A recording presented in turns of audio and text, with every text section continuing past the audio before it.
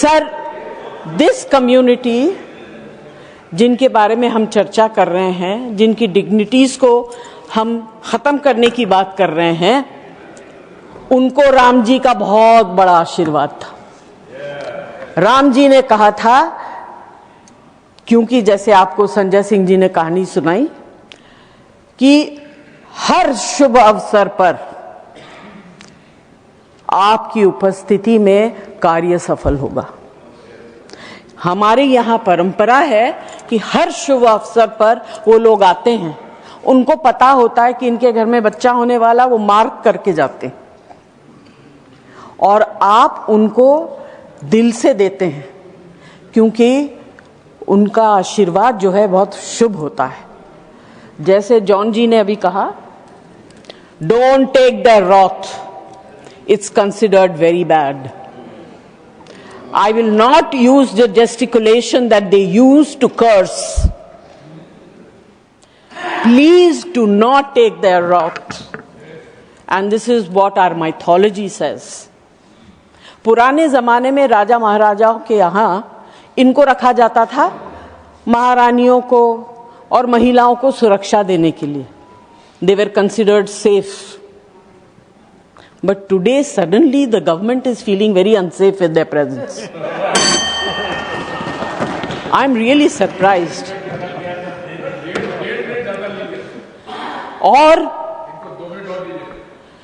और मुझे ये समझ में नहीं आ रहा, आपके पास इतनी चीजें हैं करने के लिए। This is our budget session. उसके ऊपर चर्चा करिए. Talk about the prosperity or whatever the budget is going to bring of the country. संक्षिप्त करिए माननीय सदस्य। आप संक्षिप्त नहीं, जितना समय अलाट होगा, जो आपको पीठ पर देखकर बोलना है। Legislative priority should be given to finance related bills before taking up other matters of such sensitive and consequence. I would like to ask, what is the urgency in bringing this bill at this stage? Why can it not be examined with the depth and care it deserves? And very importantly, sir, we need representation of that community in these two houses. उनको बना के लाइए nominated member. उनकी तकलीफ को सुनिए, उनके दर्द को सुनिए, उनकी व्यथा को सुनिए, उनके सर्वाइवल को सुनिए, and then bring this bill to the house. बहुत धन्यवाद।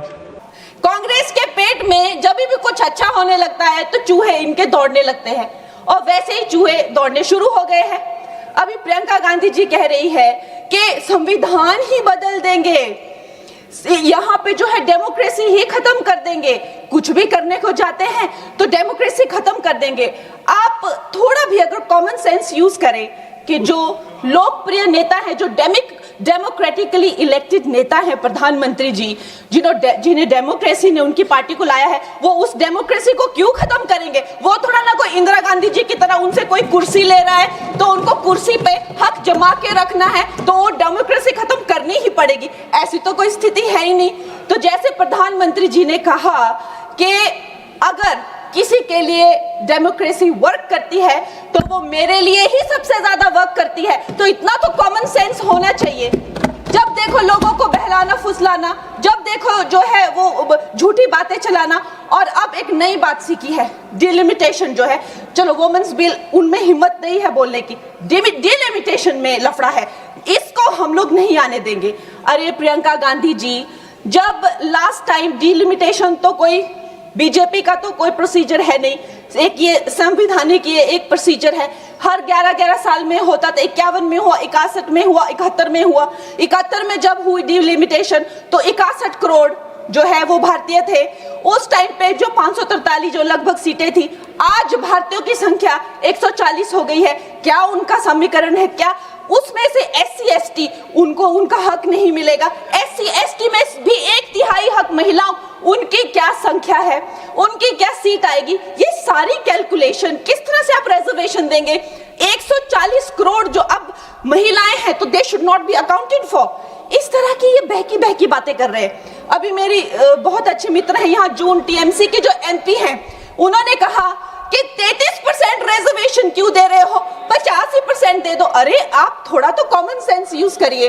अगर आप जो है 33% दे रहे हैं, लेकिन जो बाकी सीट्स है उन किसी भी सीट पे वो ओपन सीट्स है, वो महिलाओं को लड़ना जो है उस पे कोई भी किसी तरह का बैन नहीं है। 14% हम ऑलरेडी पहुंच गए हैं। तो जून जी, मैं आपको ये कहना चाहूंगी कि लगभग 50% से ज्यादा महिलाओं का पार्टिसिपेशन होगा इस महिला बिल के बाद। तो अध्यक्ष महोदय जी, सोनिया गांधी जी कहती हैं कि इनको इतनी जल्दी क्यों है, ये महिला बिल इतना जल्दी में क्यों लाते हैं। तो आपकी तरह होना चाहिए था कि 30 साल जो है आपने इस बिल को लटका के रखा।